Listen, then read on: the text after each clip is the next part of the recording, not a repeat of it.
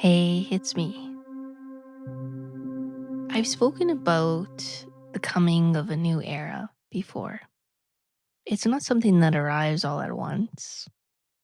It does depend on more of us being ready for it. You've probably been preparing in your own way, even if you didn't realize it. Each time you work through your own heaviness or let go of something false, you've been clearing space. You've been making yourself available to a force that's been moving through the inner universe, now in a way we've never had access to before. Some people have misunderstood what's happening. They expect huge disasters in the physical world. But this isn't about the earth tearing itself apart.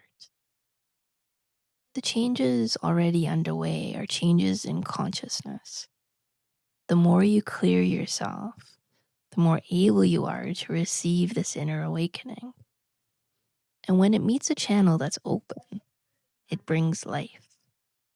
When it meets a channel that's blocked, it can trigger crisis. Even one part of you holding back from this flow can cause strain in your mind, emotions, and spirit. That's why it matters to notice the places inside where you resist truth, love, and the deeper intelligence that doesn't work the way ego power does. Real strength comes from within. So does real love. And to open to it, you have to understand something most of us avoid: creative emptiness. We keep our minds busy because stillness can feel like nothingness. There's a quiet fear that maybe there's nothing inside to hold us up. We don't usually admit that fear.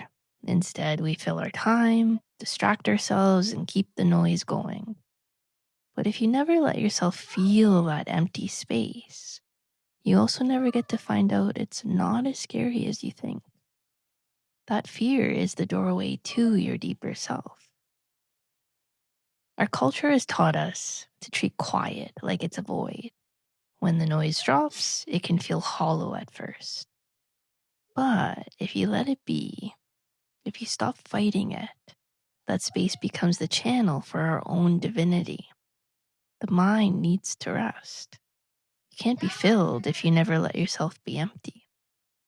The fear has to be met head on, and the emptiness welcomed as a passage to something greater.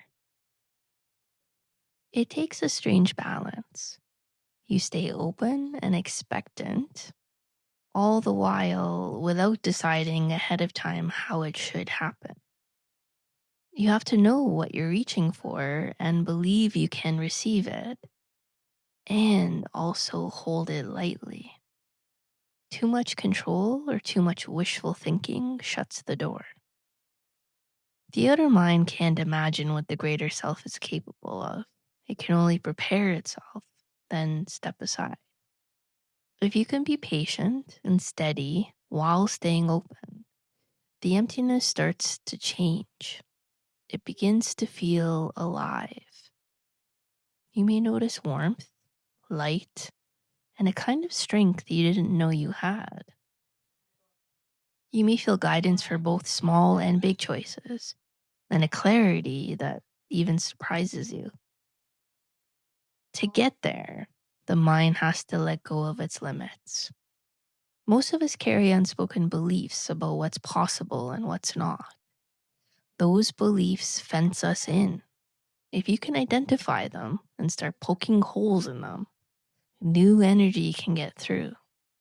You still need your mind. It's not about shutting it down or shutting it off, but it can't stay in a closed loop. Where the loop stays unbroken, the flow can't reach you. And this isn't about using some shortcut to avoid growth. Even in inspiration, there's a kind of groundwork that has to be done. Just like an artist needs technique to bring their vision into form, you need to work within yourself to be a reliable channel. That means seeing your blind spots, facing where you're dishonest, and being willing to change. Without that, it's too easy to mistake wishful thinking for true guidance. At the same time, you need to practice neutrality. That means letting go of the tight yes or no and trusting that what comes from within will be right for you, even if it's not what you had in mind. The divine is alive, it moves. What's right today might not be right tomorrow. And that's not instability, it's just how life works when you're in step with it. Living this way can feel like a contradiction. You expand the mind and feed it new truths, and you also make it empty and still. You act when it's time to act, and you wait when it's time to wait. In the higher state, opposites stop clashing and start working together.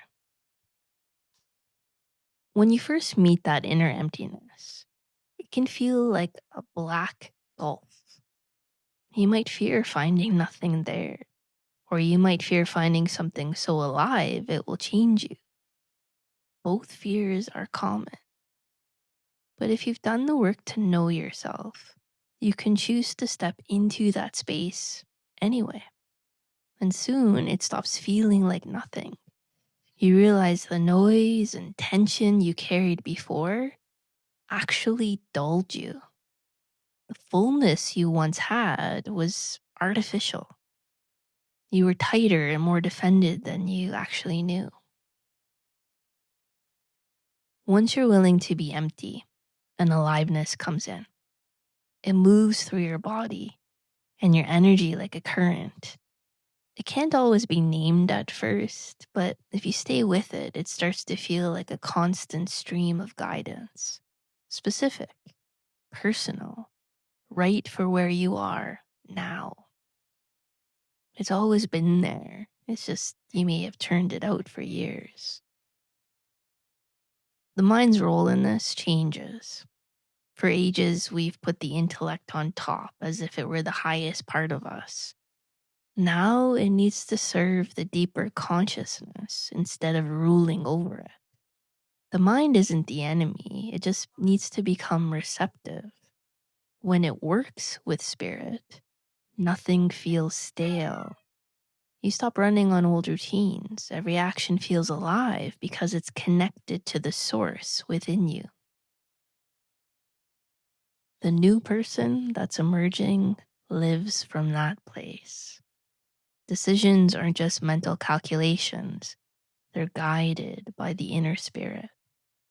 This way of living brings expansion, joy, and a sense of meaning you can't get from chasing personal gain. It's not about abandoning yourself. It's about stepping into a larger life, one that serves something beyond just your own comfort. Right now, people all over the world are preparing quietly for this shift.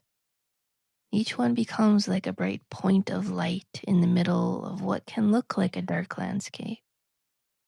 You can be one of those lights.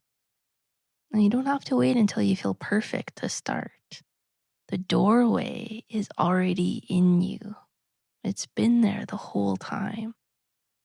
All that's left is to open it, even if your hands are trembling. Love you. Connect soon.